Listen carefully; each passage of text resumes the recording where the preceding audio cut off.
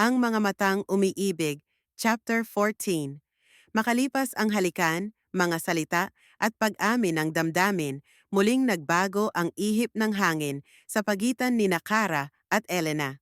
Hindi pa man sila muling nagsisimula, ramdam na nila ang bigat ng mga kasunod nito. Kinabukasan, sa loob ng opisina, napansin ng lahat ang unti-unting pagiging malapit muli ni Elena kay Kara. May mga sulyap, may mga ngiting pilit itinatago, at paminsan-minsang pagtawag sa meeting na tila para lang sa kanilang dalawa.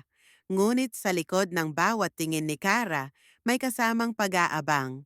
Babalik ba talaga siya? O pansamantala lang ito?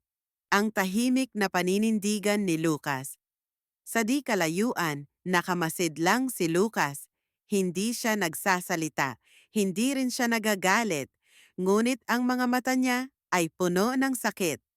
Habang nagmi-meeting si Kara at Elena, tinapik ni Lucas ang balikat ni Elena pagkatapos. "Pwede ba kitang makausap mamaya?" "Lucas," mahinang sagot ni Elena. "Wala pa ako sa posisyon para makipag-usap tungkol sa atin." Tumango si Lucas, pilit ang ngiti. "Alam ko, gusto ko lang sabihin na kahit anong piliin mo, susuportahan kita. Pero sana, piliin mo rin kung sino talaga ang nagpapasaya sa'yo, hindi lang kung sino ang nakaraan mo."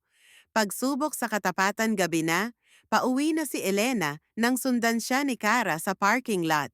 "Ayaw pa kitang paalisin," sabi ni Kara habang nakasandal sa pinto ng kotse ni Elena. "Tingin ko, dapat bigyan natin ng oras to.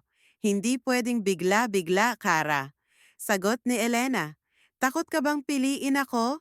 Seryosong tanong ni Kara. "Hindi ako takot. Gulo lang talaga ako." Nagising ang nakaraan kinagabihan. Habang hawak ni Elena ang isang lumang kahon ng mga sulat mula kay Kara noong high school, napaluha siya. Isa-isa niyang binasa ang mga liham. Lahat ay puno ng pangarap, ng kabataan, at ng walang takot na pagmamahal. Sa pinakailalim ng kahon, may isang sulat na hindi pa nabubuksan. Nanginginig ang kamay ni Elena habang binubuksan ito. "Kung sakaling magkahiwalay tayo, pangako mong babalik ka. Pangako mong hindi mo pababayaan ang puso ko." Tumulo ang luha ni Elena. Ang muling pagpili kinabukasan, sa opisina, nagulat si Kara nang makita si Elena sa kanyang mesa. Tahimik itong nakaupo, hawak ang sulat na binasa niya kagabi. "Elena," tumayo ito, tinitigan siya. "Hindi ko pa kayang ibalik lahat, pero kaya ko nang sumubok. Kaya ko nang muling piliin ka, kahit may takot pa. Pero gusto ko, tayo lang. Walang ibang hahawak sa pagitan natin." Biglang bumukas ang pinto. Si Lucas. Napatingin siya sa dalawa. Tahimik ang silid. Ngunit ngayon, ibang klaseng titig ang ibinigay ni Elena sa kanya. "Lucas, salamat sa lahat. Pero natagpuan ko na kung sino talaga ang puso ko. Kahit wasak na, siya pa rin ang tahanan ko."